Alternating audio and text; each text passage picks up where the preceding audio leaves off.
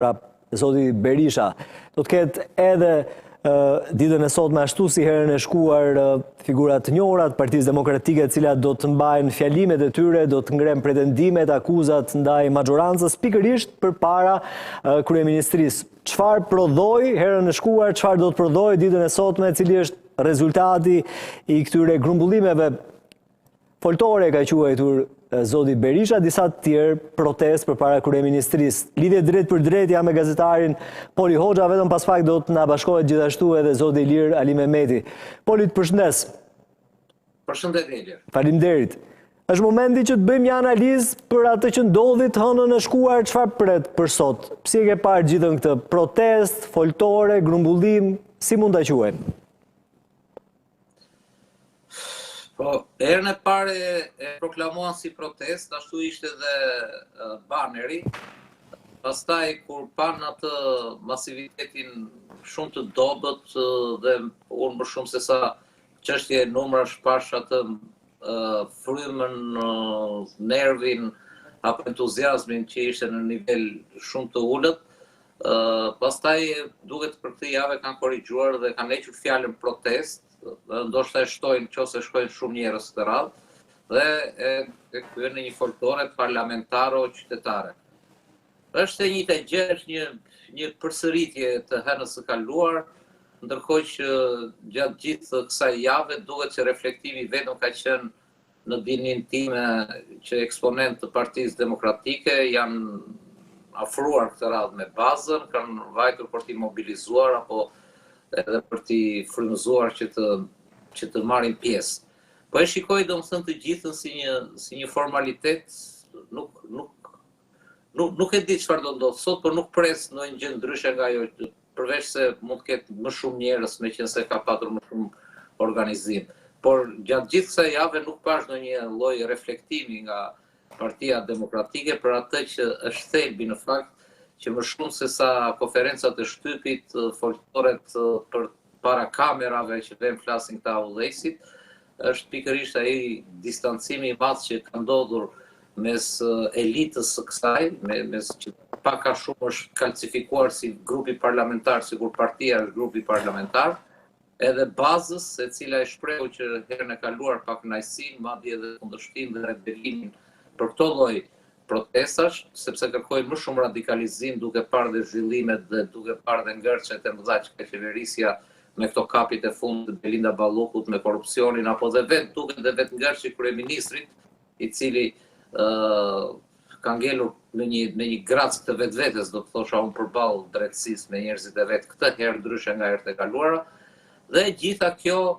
domethënë ka ngelur në fazën e denoncimeve, deklaratave, shikojmë Facebookun e zotit Berisha, meme, e tjerë, tregon historira veshi i murit se çfarë folën ata të 2 shtator, por ndërkohë pa kënaqësia që sa vjen dhe rritet, jo vetëm mes demokratëve dhe gjithë shqiptarëve në përgjithësi, kur vjen përballë dhe këtyre zhvillimeve të fundit, duket sikur po ndodh në Mars dhe jo tek nuk jep sinjale tek kjo elitë që thashë Partisë Demokratike, e cila domethënë të fillojë dhe të vendosë ato linjat e komunikimit me demokratët edhe me popullin e pakënaqur për të shkuar pastaj në një fazë tjetër.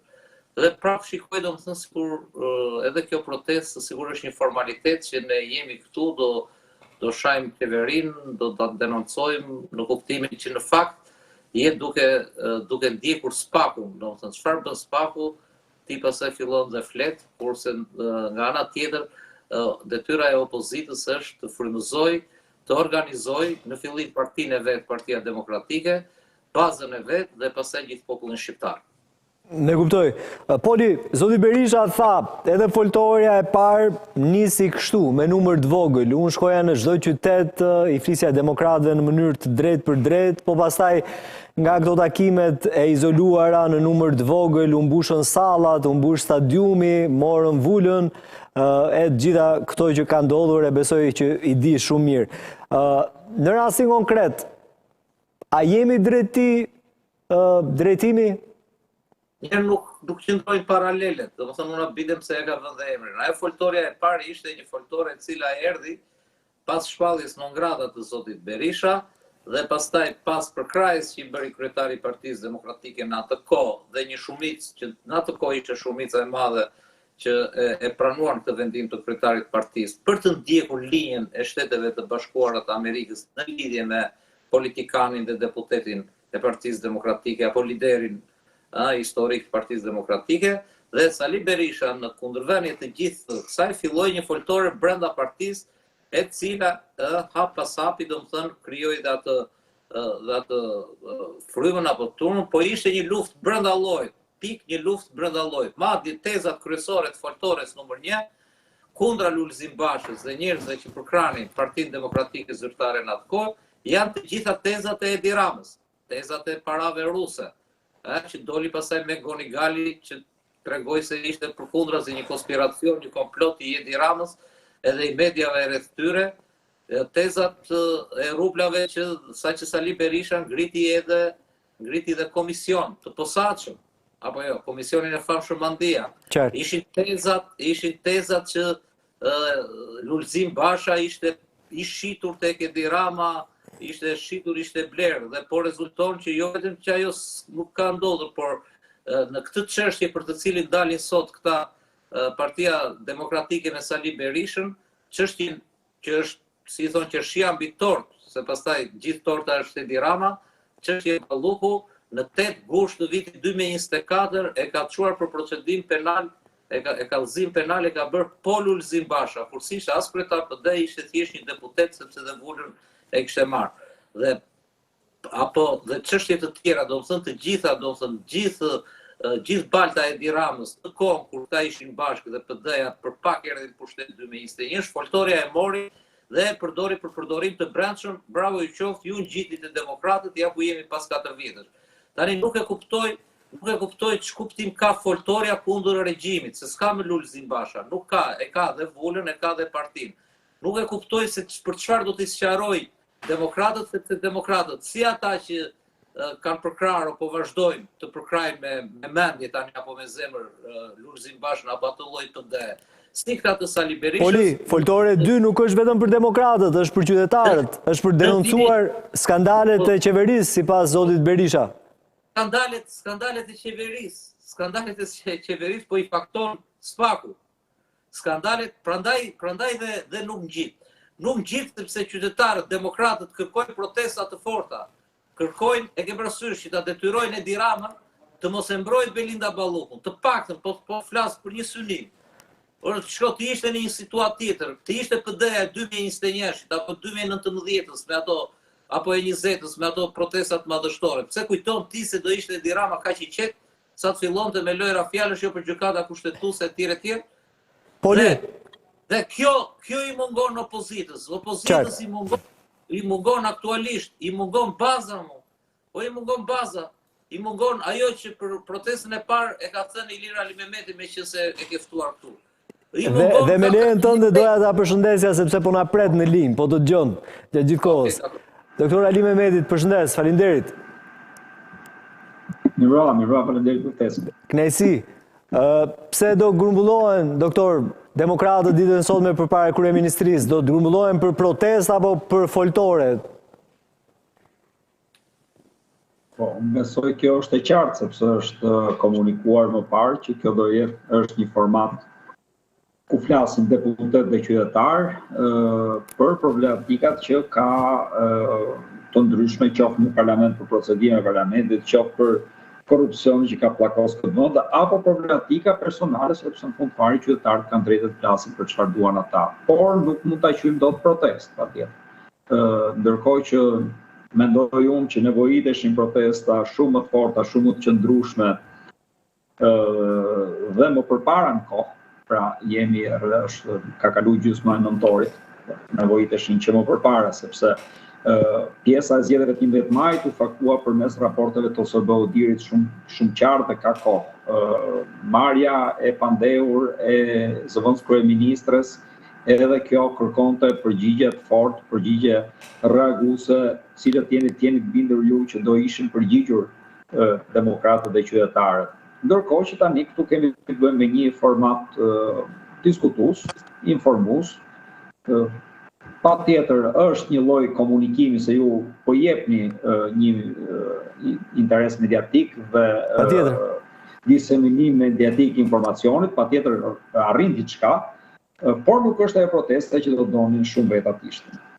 Dhe këtu ka shumë pikpyetje, zoti Ali Mehmeti. Pse nuk është ajo protesta që demokratët, por ndoshta ajo vetëm do donin t'ishte? Për këtë do pyet organizimi, do pyet kryesia, do pyet grupi parlamentar, nuk mund të përgjigjet. Është në dorë të organizimit kjo? Nuk është pjesë tek asnjë nga këto. Për sa i përket, po patjetër çdo gjë është dorë organizimit. Një parti politike nuk mund të shkojë diku pas organizim apo jo. Pra mbështetja e qytetarëve është, po thoni ju? Është vetëm çështje procedurale, çështje organizimi, subjektit politik. Mbështetja e qytetarëve, jo, një sekond.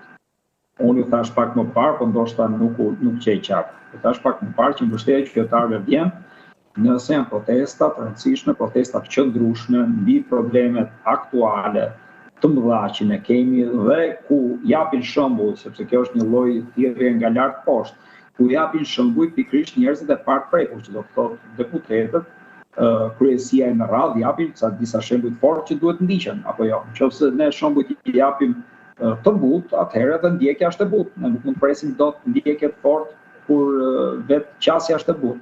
Po për sa i përket pjesëmarrjes po flisja unë që shtohet në këtë aspekt.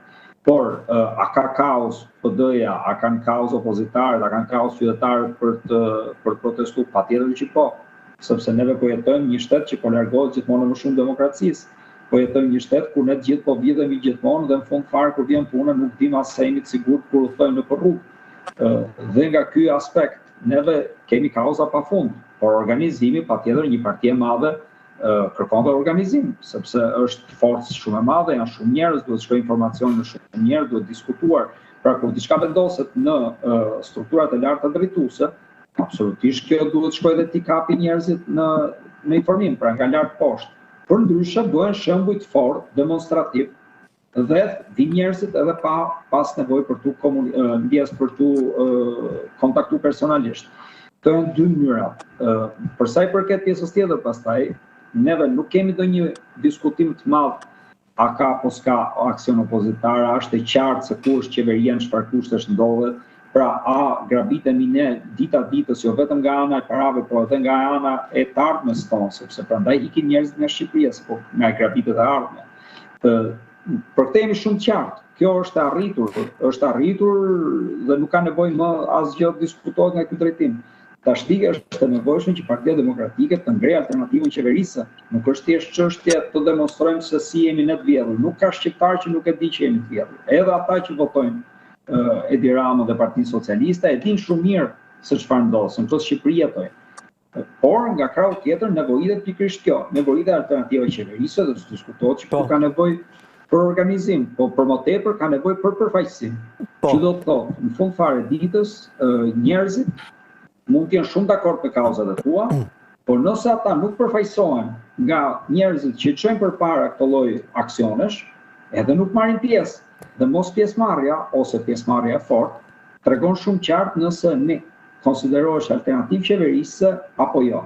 Këtu është thelbi i bisedës, nuk është Ebra, po është pak se koklavitur kjo, doktor, se nëse e cilëson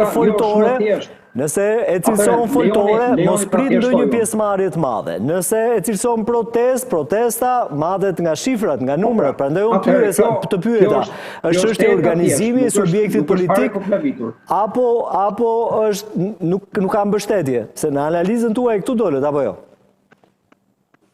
Unë ja thash shumë qartë që nuk është fare koklavitur. Nëse do ishte dëshira që diseminohet dhe të bëhet e gjerë, në radhë parë do të duhet ishte thirrë absolutisht Këshilli Kombëtar, ka 9 muaj pa u thirrë Këshilli Kombëtar. Qartë, e kuptova. Sepse nga këtu nisim, Këshilli Kombëtar është përfaqësues i demokratëve në bazë. Doktor, të pyes. Nëse ky është një vendim i strukturës drejtuese, pastaj duhet rrezatu dhe duhet shpjeguu njerëzve për çfarë shkohet, si shkohet e në radhë. Çfarë synimi afatgjat kemi? Pra nuk është thjesht çështje për të demonstruar vjedhjen. Ne dim shumë qartë që jemi të vjedhur, nuk ka asnjë lloj diskutimi. Askush nuk e diskuton këtë. Po, foltoria. Pra, kjo ka të bëjë me organizimin për të kthyer në alternativë qeverisë Partia Demokratike. Qartë. Foltoria është reagimi but i Partisë Demokratike apo reagimi fort, se i ndave? Po. Është i but? Jo, absolutisht reagimi but, absolutisht. Po pse një reagimi but kur zhvillimet e aktualitetit në fakt nuk janë as pak të tilla? Pse nuk di t'ja them, këtë duhet t'ja pyesni kryesisë, jo thash pak më parë, unë s'jam pjesë e saj, po kisha qenë pjesë, patjetër do kisha dhënë mendimin tim që nuk duhet të jenë buta, kam pas mundësinë në media si ju dhe faleminderit që më ftoni, që ta them mendimin tim, nuk ka vend këtu për të qenë të butë.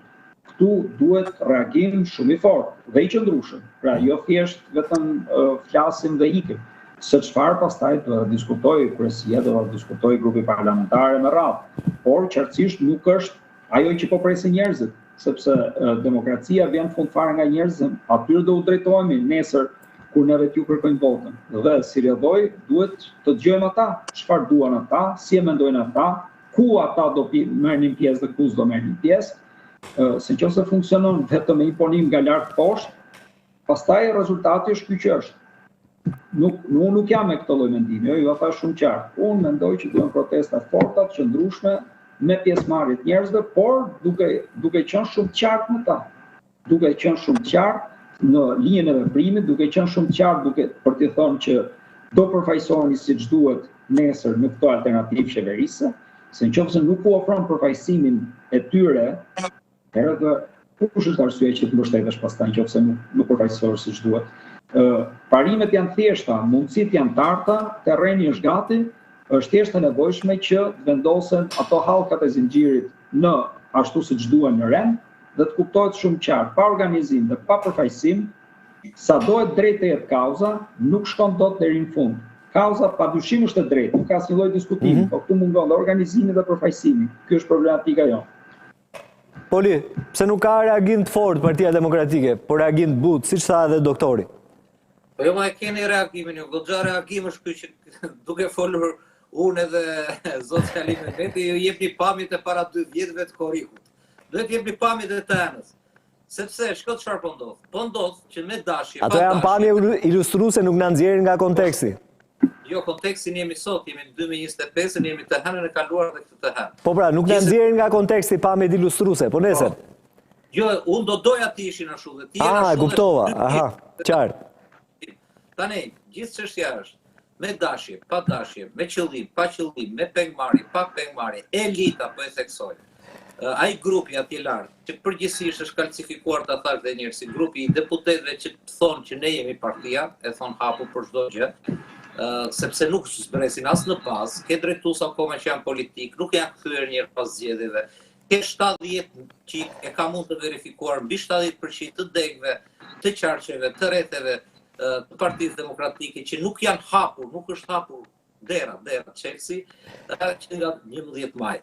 Dhe e gjitha kjo lloj situate është përgjegjësi e tyre. Por tani në këtë lloj agravimi që po bën vet degradimi i qeverisë së korruptuar, duke u zhytur dhe madje duke mos u fshehur dot më pas kurizëve me dardha, me që hajnë dardha dhe mollë etj. Çfarë bën kjo elitë? Kjo elitë punon si një zjarr fikëse, punon si një relaksuese. Pse? Pse e them pse? Ti shumë mirë të gjithë ne pretendojmë, domethënë ne themi, ore shkon, ja bëjnë gjithë shqiptarët ja bëjnë bo, se nuk e prisin, për shembull, në ato pavarësisht nga propaganda e lëshon ky se lëshon etj. Dhe kur vjen puna kjo boboja që thot çdo qytetar kur dëgjon lajmet për korrupsionin, që sa vjen dhe shtohet, sot u futën në hetim të 7 lotet e UNAS-ës, janë 450 milionë euro, të gjitha janë bërashu, do futen në hetim dhe ato energjetiket e tjerë. Dhe çfarë ndodh, Ilir? Ndodh që ditën e hënën e kaluar, nuk kishte ndodhur marrja e masave për Belinda Balluko. Dhe nuk kishte ndodhur sidomos ngujimi, pengmarrja që i bëri Balluko, kryeministrit të vendit, 7 orë në zyrë. Dhe u la të hënën e kaluar për në orën 6 protesta, dhe këta sikur janë nga ata gjermanët e ftohtë që kanë lënë një takim dhe domethënë fiks atëherë dhe nuk lëvizi ajo. 2 parti të vogla opozitare, shehu dhe shumë me 200 veta, me 100, me 200 veta vajten atë natë atje, kur unë bujua e Dirama në zyrë, për të marrë vendimin nga qefi apo nga halli, për të kundërvend sistemit të drejtësisë. Për të mbrojtur veten, por në fakt gjoja sikur mbron Ballukun. Sepse ne e dim shumë mirë që vendimet për vepra si tuneli Llogaras, apo aeroporti, apo Unaza 450 milionë e Tiranës, nuk i bën dot një individ dhe po del dhe qartë edhe nga bisedat aq pak. Dhe një opozit që nuk i përgjigjet dot një situatë momentale. Po pse nuk përgjigjet? Nuk ka mbështetje apo nuk do? Një parti që ka 12 dek, duke se janë 16 fare në Tiranë. Sikur nga 30 veta, nga 100 veta për çdo dek, i mblodhi 1000 veta, nuk janë pak, vetëm për të treguar në atë kohë, poshtë zyrës kur ai rrit atje lart. Poli, dakord, pse nuk e bën? A mund më bësh një analizë se kjo është pikpyetja, nuk do apo nuk mundet? Po nuk i bën sepse elita është duke gogësitur. Është duke gogësitur nga gogësin ata që kanë mirëqenie. Pra janë hatë më thua, edhe opozitarët. Po, jo opozitarët. Opozitarët janë më keq se ç'mund ta imagjinosh, biles bashkë edhe me socialistët e thjeshtë. Opozitarët e ndershëm, opozitarët e bazës. Dhe gjithë populli shqiptar. Çështja unë po flas për elitat e kuptova. Që janë Poli, kjo lloj komoditeti, ky lloj reatllëku dhe në marrëdhënie me pushtetin, dhe në marrëdhënie me mirëqenien e tyre personale, ka krijuar një ndek shumë të madh me njerëzit poshtë. Ka krijuar një ndek, e ke parasysh, domethënë ti se imagjinon dot, nuk është puna te zilia, që pse ata kanë makina nga 50.000 euro dhe veshin xhaketa nga 2-3.000 euro, sa që është ngritur dhe në grup parlamentar kjo puna e xhaketave. Edhe kostumeve nga 5.000 euro. Gjithë çështja tek Partia Demokratike flas, ata të tjerë dihet. Gjithë çështja është që këta as nuk reflektojnë dhe as nuk bëjnë më gjoja. Nuk bëjnë më gjoja që ta kthejnë kokën nga këta njerëzit e tjerë. Dhe ata jo vetëm që janë larguar, por unë vëre edhe një farë indinjate ndaj kësaj elite Poli, të partit. Te lutem, a t'ja marrë një koment doktorit mbi këtë që theti?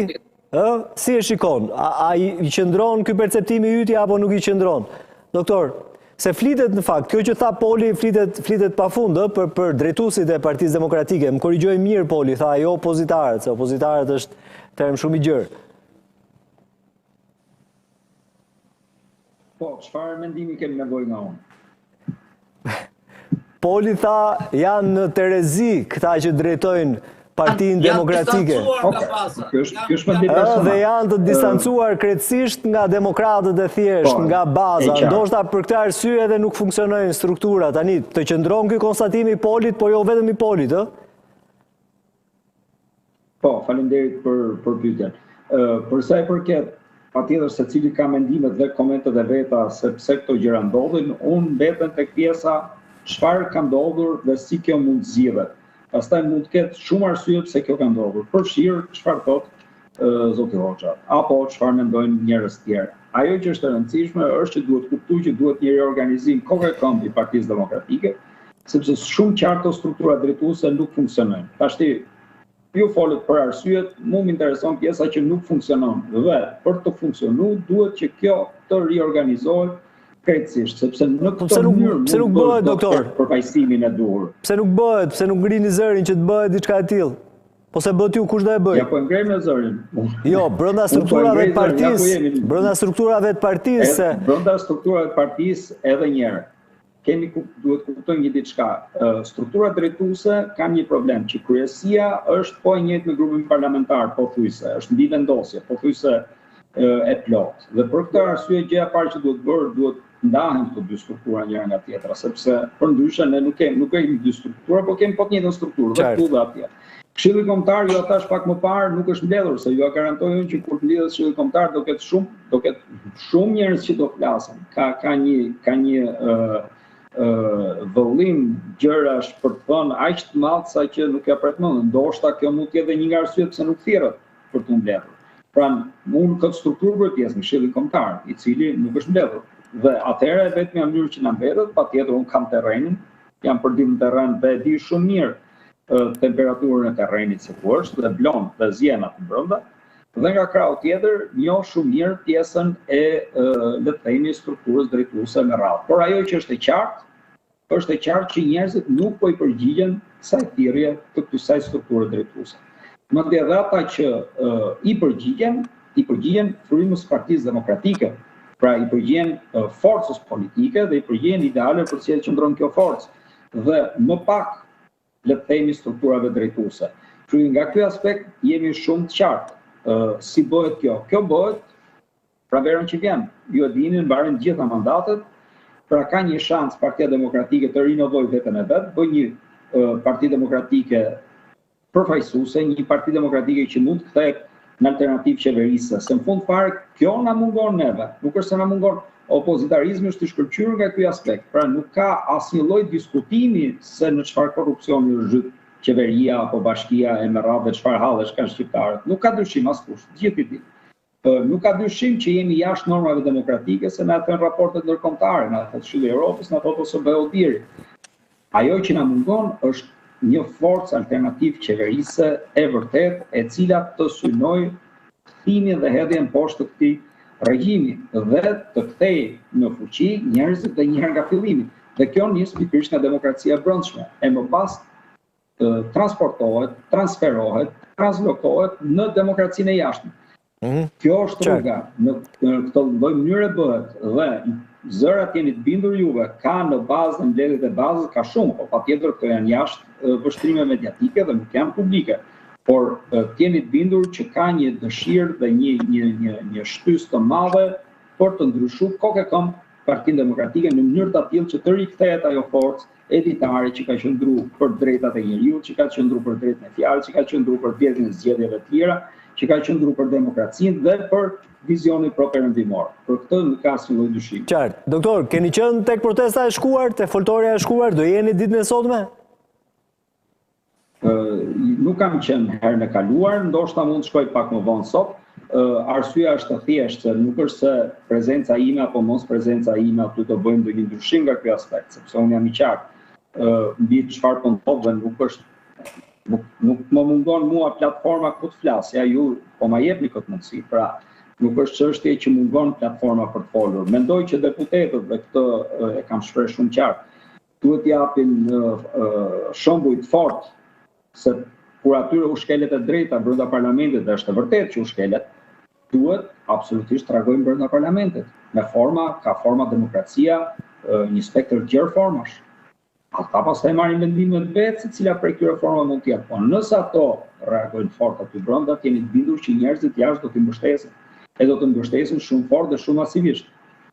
Po kur vjen puna tek normat e buta, kur vjen puna tek një grup deputetësh që themi drejtën terreni nuk e ka parë prej shumë vitesh. Edhe mbështetja ndaj tyre fillon të vjen të zbehët. Kemi shumë qartë për sa kohë neve kishim zgjedhje në datë 11 maj dhe kemi parë që një pjesë e madhe asaj që ishte lista e mbyllur nuk u dukën fare në terren, nuk qenë pranishëm. Nuk ka se si njerëzit kaq lirshëm të shkojnë dhe t'i mbështesin. Dhe kjo është krejtësisht normale, po sot unë mund t'jem, po kjo s'bën asnjë diferencë. Jam unë apo s'jam unë. Çështja është njerëzit a shohin Partinë Demokratike si alternativë qeverisë. Kjo është pika e rëndësishme. Çfarë duhet bërë në këtë drejtim është pyetja e duhur. Dhe veprimet në këtë lloj drejtimi janë veprimet e duhura që duhet bëj politika. Pra nuk mund bazohet politika në fjalë, duhet të kthehet në veprime. Poli, për ta mbyllur. Po për ta mbyllur, shiko, pika lidhse e do foltore ti. Në qoftë se ti dohet të bëj një foltore dhe për të paqëtuar shpirtrat, dyshimet, rebelimet, ato grupimet që janë bërë, ca kërkojnë analizë, ca kërkojnë këtë, ca kërkojnë kanë pak kënaqësi nga drejtuesit politik, apo nuk e di, apo për strategjinë, apo për atë që tha zoti Ilir Ali Mehmeti, që kjo është një parti që po ikën larg, shumë larg. Herën e fundit ka qenë në 2021, larg nga të perceptuarit tashmë, nga të ëndërruarit për të qenë forcë qeverisë. Se ja ju tek Edi Ramës në vitin tjetër, dhe për të shmangur gjithë të grackën ku ka rënë me korrupsionin e vet, kur është futur vet. Dhe bën zgjedhje të jashtëzakonshme. Qoftë edhe duke u rekomenduar nga ndërkombëtarët për të zhbllokuar situatën apo etj. A është gati kjo parti? Unë them jo vetëm që s'është, po do ka ta ndiset dhe më keq. Sepse është një elit që ka frikë të mbledh kuvendin kombëtar, ka 7 muaj pa u mbledhur. Dhe kuvendi kombëtar është pikërisht ajo nyja e me gjithë të bazën që ti e thëret dhe pastaj habitesh të student, sepse ajo është një foltore gjigande e PD-s. Kuvendi kombëtar, kur secili thanë dhe në fund fare thot mendimin e vet, përplasen, debatojnë dhe në fund fare dalin me vendime dhe thonë ne do ndjekim 1, 2, 3 linja. Por janë mbledhur, se s'janë as 50, pavarësisht se janë 50 deputet, po janë mbledhur 10-15 veta atje, të cilët dhe do na flasin dhe tani në orën 6, të cilët pastaj ditën e martë, që është dita e nesërme, siç ndodhi të martën e kaluar, ulen bashkëpunojnë. I pan, po jo, është problemi që dhe kur bashkëpunojnë janë dhe me shumë kimi. Tani Poli, pse nuk duhet bashkëpunojë opozita me majorancën? Na ktheve shumë vite mbrapa. Patjetër që duhet të bashkëpunojë, por jo në formë fatale dhe të arrijë objektivat e asaj që përfaqësojnë atë që duam. Do të bashkëpunojë për kodin zgjedhor. Patjetër, po të jetë transparente dhe ta thotë, ta deklarojë që tani që ne nuk do të bëjmë gabimet, se është po erdhë Byllykbashi dhe Damian Gjiknuri, nuk mbyllën kokë më kokë vitin e kaluar dhe tani thonë të gjithë, po ajo reforma, ai kod zgjedhor. Që tani duhet ta thotë ku i kanë vijat e kuqe, jo është parti. Ne do bashkëpunojmë me Edi Ramën, por nuk do na keq përdor Edi Rama si herën e kaluar, si vitin e kaluar, që na mori votat, kur kishin dhe vota vendimtare, vota kyç, sepse si bënte do 84 vota, por ne do vëmë këto kushte. Dhe kaq e thjeshtë është Ilir. Ne kuptova. Duket se kemi një problem me Polin. Nuk e di nëse kam doktor Ali Mehmetin.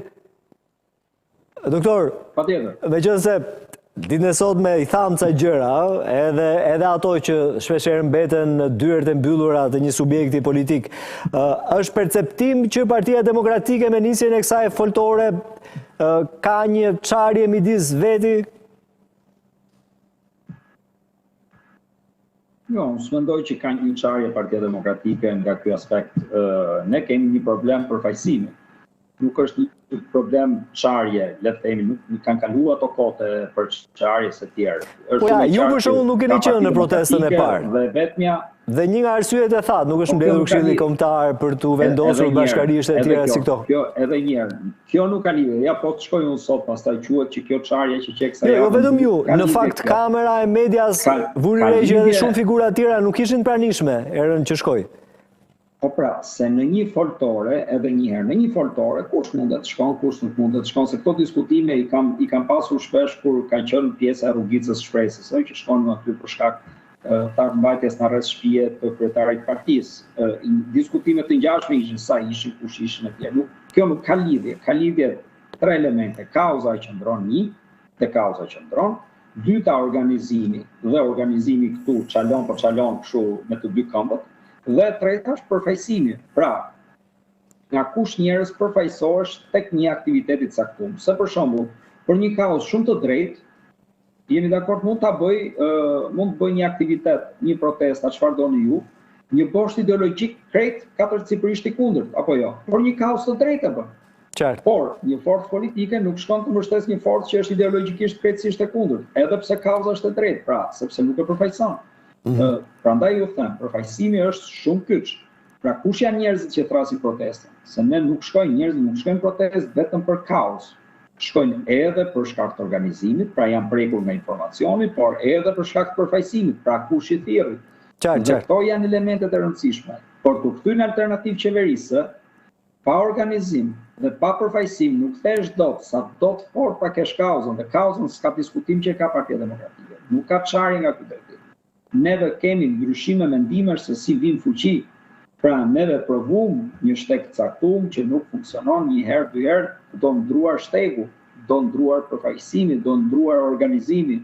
Absolutisht do ndruar dhe kodi zgjedhor. E përmendet ju pak më parë. Po drejtuesi duhet ndruar vetëm demokratik nuk është. duhet, unë ju thash pak më parë, organizim kokë e këmbë, nuk e di sa i qartë, ma i qartë se kaq nuk e di sa mund t'jem, riorganizim të plot. Jo, po flisja drejtuesja duhet ndryshuar. Çfarë kupton ju me riorganizim të plot? Riorganizim të strukturave. Është i qoftë, pastaj do t'i marr absolutisht nga lart, ajo idealisht nis nga poshtë lart, që do të thotë strukturat fillojnë nga poshtë, zgjedhin drejtuesit e vet në shkallë lokale, pastaj nga shkalla lokale zgjedhin shkallën kombëtare, nga shkalla kombëtare që është Këshilli Kombëtar. Këshilli Kombëtar më pas zgjedh figurat drejtuese, kyçet partisë, kryesin, kryetar, sekretar me radhë. Pra, nis gjithmonë nga poshtë lart. Unë jam mbështetës i demokracisë nga poshtë lart, por nga ky aspekt, edhe kjo është e vërtetë, baza ka shumë mungesa nga ky aspekt dhe ne duhet i kushtojmë rëndësi këtij fakti, pse baza ka mungesa. Dhe si ti mbushim ato dhe si ti plotësojmë ato. Dhe nga ky aspekt neve nisim me riorganizimin, po nis nga poshtë lart, e tillë është demokracia. Pra mos mendoni që mund të ndodhë dot në katë të kundërt. Në katë të kundërt nuk ndodh. Është demokraci nga lart poshtë, të cilën themi drejtën unë nuk e mbështes. Unë jam mbështetës demokracisë së drejtë për drejtë, demokracisë nga poshtë lart. Faleminderit doktor Ali Mehmeti. Përshëndes. Faleminderit juve. Kënaqësi. Do shkëputemi për